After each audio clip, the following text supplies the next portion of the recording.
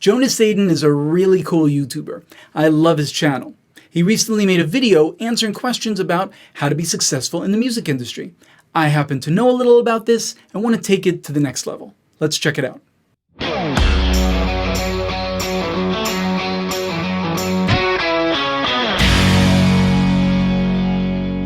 What's up guys, today I'm finally answering some of your most asked questions, such as how do I get noticed in the music industry, how to make money from the music industry, and random questions such as what's up with this freaky keyboard and to my upcoming plugin. First question is quite simple, how to grow as an artist.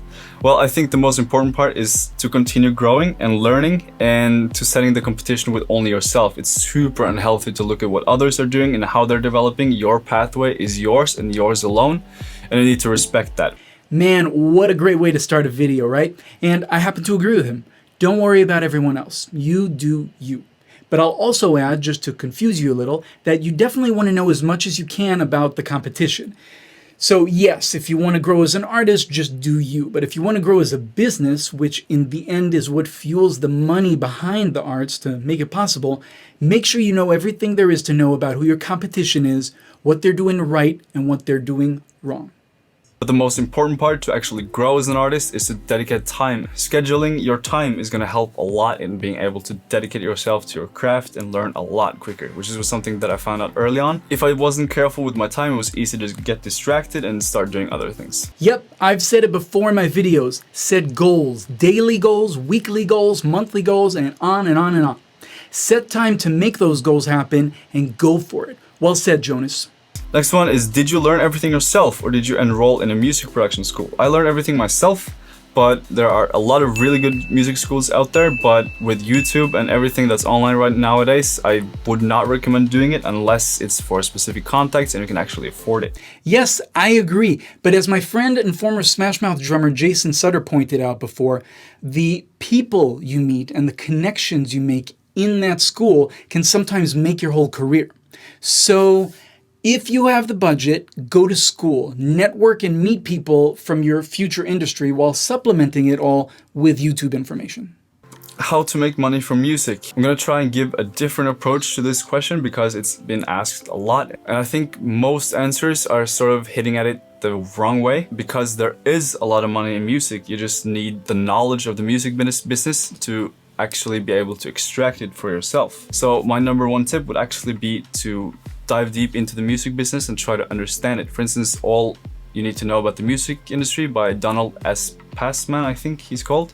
That book is excellent and pretty much all you need, actually. Yes, continue educating yourself and get into the music business and how it works. I'm learning new things every day about the music business and it helps me avoid possible pitfalls and make great decisions. Jonas goes on to give a few examples of being an artist and the different deals you can get as an artist. But for speed, let me point out that once you know the music business, there is money to be made. Everything from being an artist to the world of licensing, sessions, touring, making music for platforms like TikTok, and on and on. There are many ways to make a living from music these days. Just make sure you understand the business so you don't get screwed.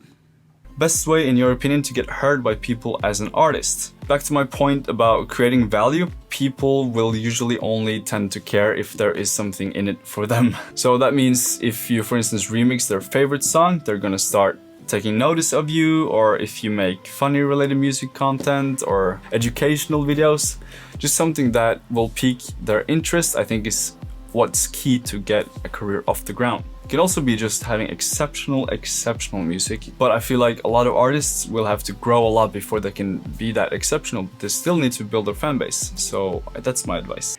Man, the million-dollar question, though I don't think he really answered it because the person wanted to know about how to get seen as an artist.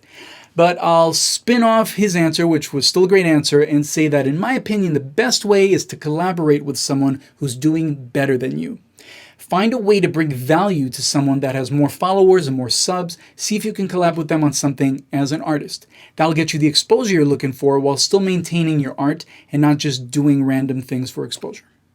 How to get inspiration and what to do when you're feeling down. I think it's important to realize that inspiration will come and go, and it happens to everyone, no matter who you are. Now, the best way to get over it, in my opinion, is to just keep doing new stuff. It can be even like just freestyling some melodies into your phone, pitching it up, reversing it and listening through it, and maybe you pluck out something, try out a new instrument, pick up a guitar, just test everything. Try out new samples, just do something new, challenge yourself in some regard. Well, he's got great advice there, but he didn't answer the question about being sad. So let me take a stab at it.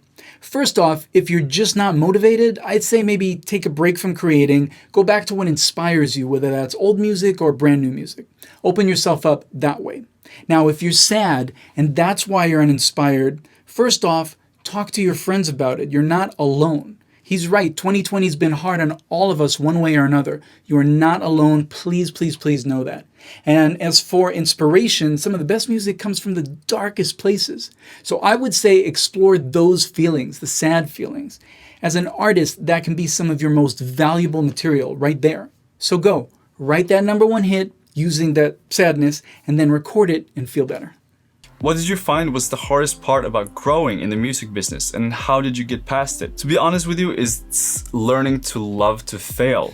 It sounds a bit cliche, but being able to always jump into it, trying to learn new things and not being able to fail, because you will fail so much, but that will always keep you back and you will be afraid of working on stuff, and that will just put you back even further. I would agree with him, but I'd call it something else. Look, everything happens for a reason, even if we can't see it in the moment. And when you fail, there's always an opportunity to learn and grow from it. I'm actually reading 50 Cent's book right now, Hustle Harder, Hustle Smarter, and it's super inspiring in regards to setbacks and not letting them stop you. So, love to fail, or just don't let it stop you.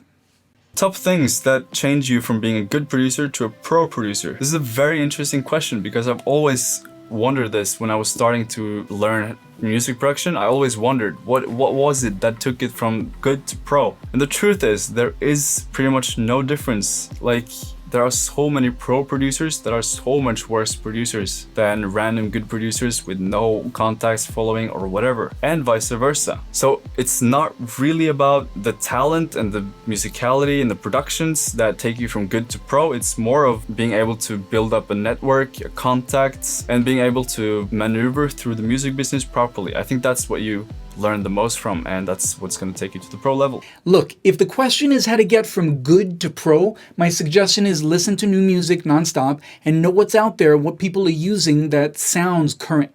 If the question is how to go from amateur to pro, then I'd agree with him.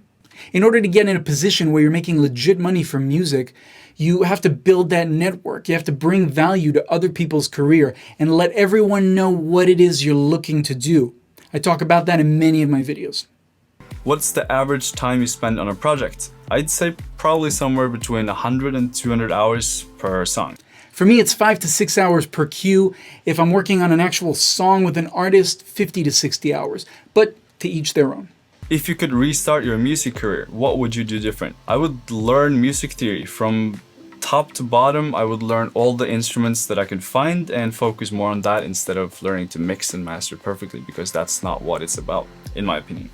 Man, I certainly disagree with that last part, especially these days. It's crucial to know how to produce if you want to take your vision from your brain to reality. But at the same time, I couldn't agree more. I wish I learned music theory from top to bottom. I wish I knew how to play drums and piano as well. What was the biggest crowd that you played for? I think it was 10,000 in Spain and around 9,000 in Poland, I think. 2 best days of my life. Well, for me, it was 45,000 in Israel and then 85,000 in Kiev. 2 best days of my life. Thanks, Enrique. I hope you learned some good stuff from Jonas. He's definitely an inspiring producer and YouTuber. I hope you enjoyed my additions as well. To be honest, I thought his choice of music for the video was awesome. I'm going to go create some of that now. Like, sub, comment. I'll catch you next time.